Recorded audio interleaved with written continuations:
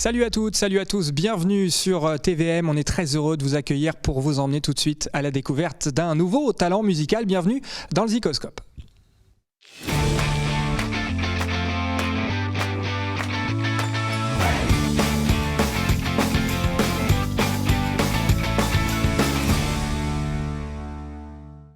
Et évidemment, comme à chaque fois dans le Zikoscope, Richard Matera est là pour m'accompagner. Salut Richard.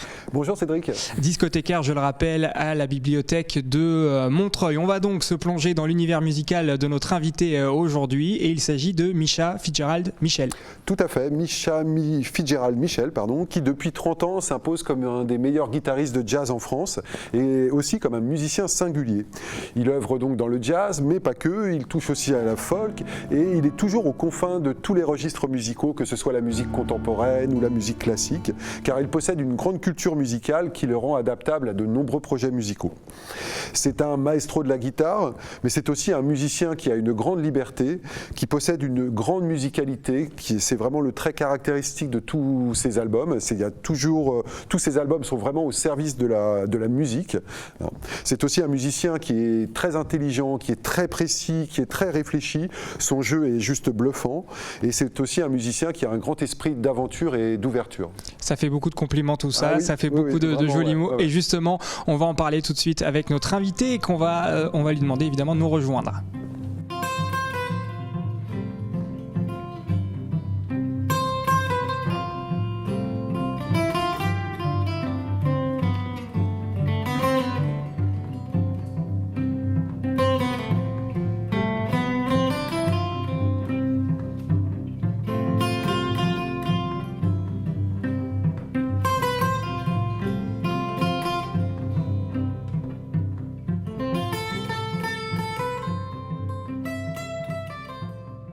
Misha Fitzgerald Michel, bonjour. Bonjour. Et merci de passer au Zikoscope. La bio de Richard était élogieuse. Élogieuse. Oui, je ne sais pas si je vais rester du coup. Voilà, on va essayer. Je suis gêné.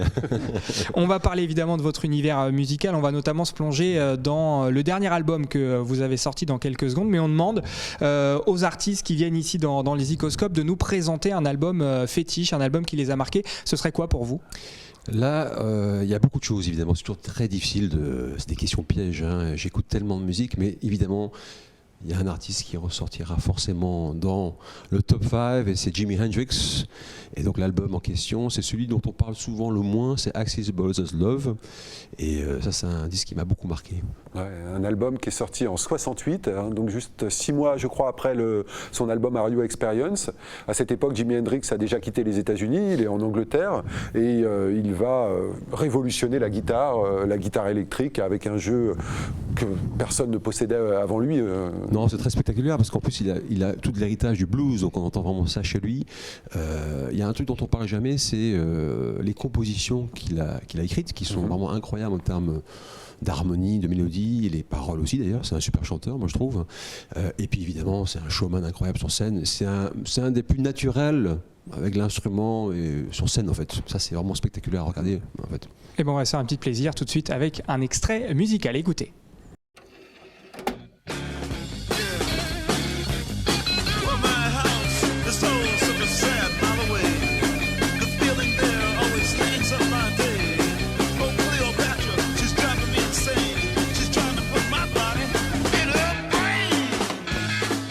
Voilà donc pour cet extrait de Jimi Hendrix. Alors Misha Fitzgerald Michel, on va, je l'ai dit tout à l'heure, parler de votre dernier album. Mais d'abord, votre biographie, on va essayer de résumer un petit peu votre vie en 3 mots dièses. Et on va commencer avec le mot papa, parce que de ce qu'on a lu sur Internet, c'est un petit peu à lui que vous devez votre oreille musicale et votre goût notamment pour la guitare, c'est vrai ? J'ai pas eu le choix surtout, je pense, mais j'ai été forcé et contraint de jouer de la guitare. Non, mon père était un grand amateur de musique, il est musicien amateur, guitariste. Donc il y avait forcément une guitare à la maison et beaucoup de musiciens, mais il y avait beaucoup d'amis musiciens, donc toujours beaucoup de gens à la maison, beaucoup de musiciens. Et ça écoutait quoi à la maison ? En fait, il y a eu beaucoup de choses parce que mon père a évidemment découvert la musique dans les années 60 avec les Beatles et Jimi Hendrix et Led Zeppelin, par exemple, qu'il a vu en concert. Et puis après, il s'est mis au jazz en passant par le Miles Davis électrique. Et après, il a refait, évidemment, comme beaucoup de gens, l'histoire complète, on va dire, du jazz acoustique des années 50, 40 ou 60. Et pour vous, la première guitare, c'est quel âge? 7 ans et demi. 7 ans et demi. Ouais, 7 ans et demi, c'est assez tôt. J'ai commencé par le jazz en plus tout de suite. Et donc voilà, c'était pas du tout un hasard, c'était vraiment parce que mon père m'a donné une guitare un jour et je pense qu'il a vu que j'étais assez doué au début aussi, assez jeune. Donc j'étais pas forcément très fan de ça au départ. Je préférais jouer au foot ou aller jouer avec mes copains. Mais là, vers l'âge de 11 ans, j'ai assez décidé que je voulais être musicien. Donc ça, c'était assez clair pour moi à 11-12 ans, ce qui est assez tôt aussi. Et ça vous a mené tout ça au Conservatoire national supérieur de musique de Paris des années plus tard avec un homme que vous avez eu, on va dire, à ce moment-là, c'est François Janot. Un autre Montreuillois. Un autre Montreuillois qu'on a eu sur ce plateau. Ici, oui. François Janot, voilà, qu'on a présenté comme un monument du jazz. Bien sûr, complètement. C'est quelqu'un qui fait partie de l'histoire du jazz en France et qui l'a depuis très longtemps en fait. Enfin, il dirait pas ça parce qu'il a beaucoup d'humour, comme vous l'avez vu. Mais c'était une rencontre importante parce que c'était la première année du jazz au conservatoire, donc au National Supérieur de Musique et de Danse à Port-de-Pantin, à la Villette. Là. Donc c'était la première fois qu'ils testaient ça. Moi j'ai profité de cette année-là test pour rencontrer beaucoup de musiciens. Il y avait des masterclass avec pas mal de musiciens comme Michel Portal ou George Russell. Et puis surtout il y avait des cours toutes les semaines avec François Janot et des ateliers de musique, etc. Donc c'était assez intense. Ce qui m'a permis moi après de partir à New York en fait. Justement, c'est le troisième mot dièse de cette Bio Express New York, où vous allez donc partir. Vous avez 20 ans, c'est ça, à l'époque. Vous partez étudier là-bas, jouer dans les clubs et notamment côtoyer des pointures du jazz à cette époque-là. Oui, alors c'était vraiment une ville extraordinaire pour la musique au sens large, parce que c'est une ville où il y a tellement de musique, tellement de musiciens du monde entier. Créativité, puis une originalité aussi. Voilà, exactement. Dans plein de lieux très différents. Il y a beaucoup de lieux pour écouter, pour voir de la musique et pour en jouer. Enfin, en tout cas, à cette époque-là. Et puis, j'ai eu la chance de passer beaucoup de temps avec la raison pour laquelle j'étais parti aussi à New York. C'était pour pouvoir étudier avec Jim Hall, qui était un des plus grands artistes, guitaristes et musiciens, compositeurs aussi. Et donc voilà, j'ai passé beaucoup de temps avec lui grâce à ce séjour là-bas en fait. Qui dit jazz dit forcément États-Unis, dit forcément New York. Alors il y a différents jazz aux États-Unis, donc je pense que moi j'ai pas eu la chance malheureusement d'aller dans pas mal de villes comme Chicago, la New Orleans, tout ça. Donc je pense que chaque ville a une histoire de jazz, comme à Philadelphie, New Orleans ou Chicago ou même la côte ouest. Donc je pense que c'est très lié à la géographie, ça c'est sûr. En plus Chicago, vous pouvez aussi avoir toute l'histoire du blues aussi, donc ça c'est quelque chose de très très présent. New York, oui, c'est incontournable. Je pense si on s'intéresse à cette musique pour aller voir, pour aller rencontrer, écouter et voir, en fait, c'est sûr. Alors, au fil de votre carrière, vous avez signé plusieurs albums, 6, 7 Oh non, un peu moins, je pense. Un peu moins, peut-être 5, 6, 6 peut-être. Ouais. Alors, on va parler du dernier en date, ça s'appelle Les Heures Propices, c'est signé donc en duo avec le vibraphoniste Franck Tortillé, ça s'appelle Les Heures Propices. On écoute un extrait, on en parle sur le plateau avec Richard.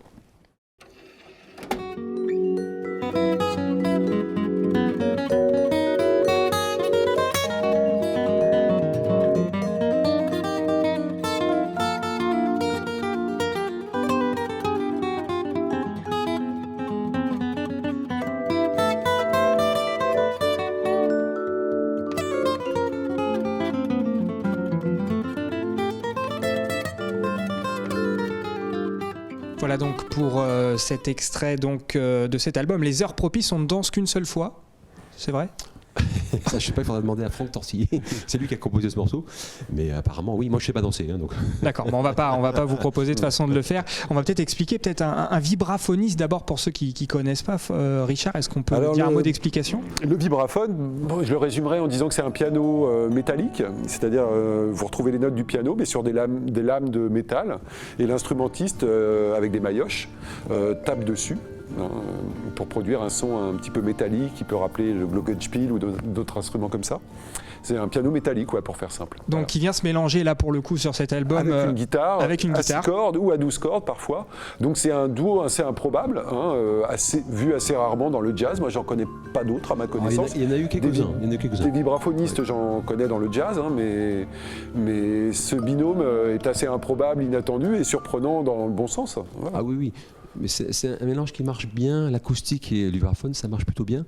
Il y en a eu quelques-uns quand même, peu mais il y a eu évidemment un des plus connus, c'est Ralph Towner avec Gary Burton. Et puis aussi, on reprend un morceau d'un musicien autrichien qui s'appelle Harry Peppel, qui est guitariste, et ils avaient un duo avec un autre vibraphoniste qui s'appelait Werner Pichner. Mais ça, c'était plutôt années 70. Et c'est vrai que plus récemment, j'en ai pas vraiment entendu. Mais après, c'est pas une question d'instrument, pour être franc. C'est vrai qu'il y a une question de son, de texture, évidemment, qui est importante. Mais là, c'est plutôt des personnalités musicales qui se rencontrent. C'est plutôt une musicalité qu'on recherche ou des goûts en commun. Ou et son, en fait. La magie opère parce que vraiment, il y a une sorte de réponse entre les deux instrumentistes. Les timbres, il y a des renvois, il y a beaucoup de subtilité, beaucoup de nuances dans le jeu, dans l'interprétation, dans le choix de l'instrumentation aussi, de varier de la 6 cordes à la 12 cordes selon les morceaux. Donc là, on a 9 compositions, principalement de Franck Tortillé, et puis 2 compositions, donc une de Harry Peppel et puis une autre, une reprise de Bob Marley, quand même, l'Adoption Song de Bob Marley, qui est, pour moi, une des plus belles chansons que Bob Marley ait écrite. Donc vraiment un duo inattendu, mais surprenant vraiment dans le bon sens du terme. Il y a une maîtrise des instrumentistes, ça c'est indéniable, une instrumentation qui est soignée aussi. Il y a aussi une prise de son, les sons sont assez naturels. C'est ça, l'enregistrement s'est fait dans des conditions particulières, c'est ça, il n'y a pas eu du tout d'amplification. C'est complètement acoustique, et puis... il n'y a pas d'artifice, quoi. Non, il n'y a pas d'artifice, c'est très brut, c'est naturel, et en même temps, il n'y a pas eu de montage non plus, c'était des one-shots. On peut dire quoi? Qu'on est dans une atmosphère un peu méditative quand on écoute cette musique? C'est un rythme, une éloge de la lenteur un peu? Alors, je pense qu'il y a des dynamiques très différentes, mais ce que vous dites, c'est intéressant. Oui, je pense qu'il y a ça, c'est sûr.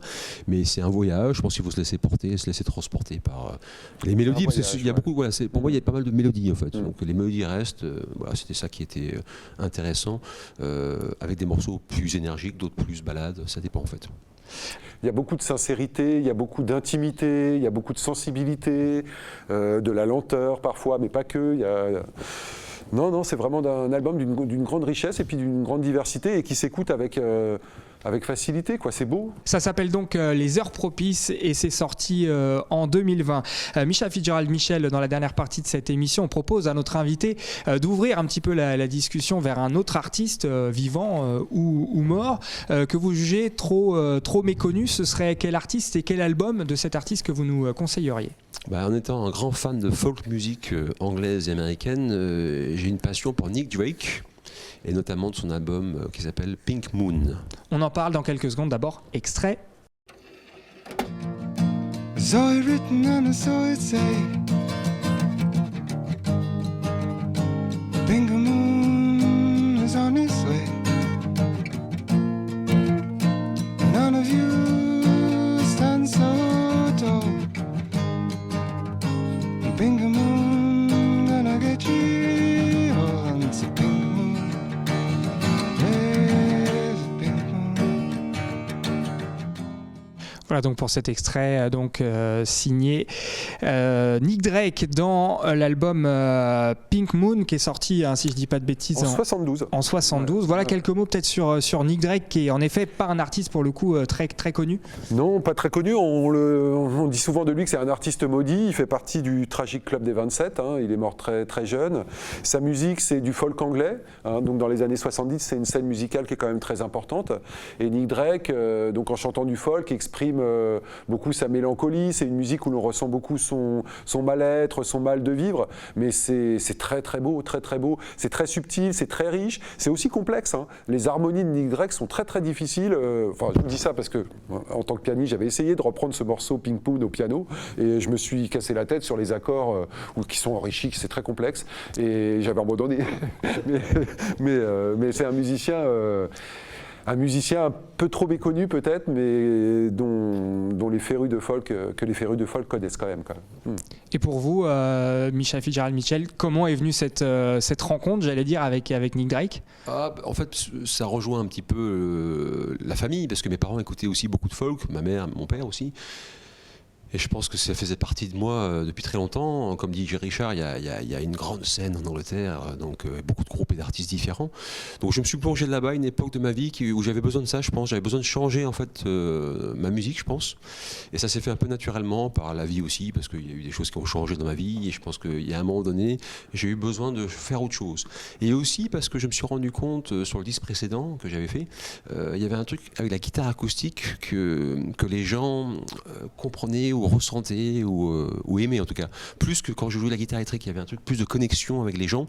Quand je faisais la guitare acoustique, il y a une émotion peut-être que je transmettais autrement ou mieux peut-être. Ou peut-être un rapport plus direct peut-être, plus... oui. Ou peut-être que j'avais plus de choses à dire à ce moment-là aussi, je sais pas. Mais le répertoire de Nick Drake m'a permis vraiment d'aller dans une direction très différente de ce que j'avais fait avant en tout cas. Voilà, Nick Drake, qui est donc mort très jeune, vous l'avez compris, ce songwriter anglais, il est mort à 26 ans, il est mort en 1974 et vous lui avez dédié d'ailleurs, on peut dire, un album, Time of No Reply, en 2012, hein, c'est ça? Ouais. Voilà. Tout à fait, ouais. Album hommage à Nick Drake. Voilà, j'ai eu la chance de pouvoir enregistrer cet album sur le label No Format. C'était mon deuxième disque pour ce beau label français.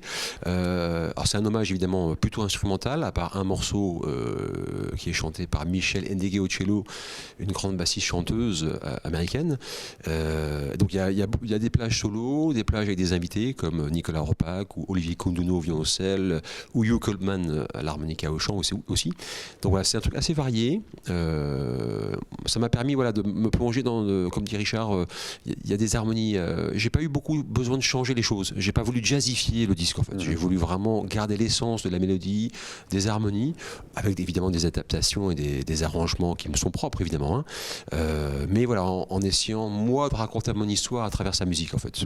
Voilà, Vous revisitez les compositions de Nick Drake pour donner votre propre vision de l'artiste. Exactement. Et il y a eu une nomination, je crois, pour cette alors reprise. on a une victoire du jazz et il y a une nomination pour il y avait une je me rappelle plus quelle année, ça commençait à passer le temps là, mais oui il y a une nomination aux victoires du jazz, voilà. C'était 2012, hein, je Tout à crois, si on dit pas de... Non, c'est ça, je crois, 2012. Merci beaucoup Misha Fitzgerald Mitchell d'avoir été notre invité. Richard, pour terminer, on va rappeler les trois albums qu'on a découverts au fil de cette émission. Alors, au cours de cette émission, donc, nous avons évoqué l'album de Jimi Hendrix, Axis Bold as Love. Le deuxième album étant celui de Frank Tortillé et de Misha Fitzgerald de Mitchell, qui s'appelle Les Heures Propices, sorti l'année dernière. Et le dernier album dont nous avons parlé, enfin les deux derniers, on peut dire, à la fois Pink Moon, l'album de Nick Drake en 72, et puis l'album Time of No Reply, qui est l'hommage de Misha Fitzgerald Mitchell à la musique de Nick Drake, qui est sorti en 2012. Voilà, vous n'avez plus qu'à faire vos recherches et vous faire plaisir en écoutant toute cette musique. Merci à tous de nous avoir suivis. On vous dit évidemment à très vite sur TVM pour un prochain numéro du Zikoscope. Salut!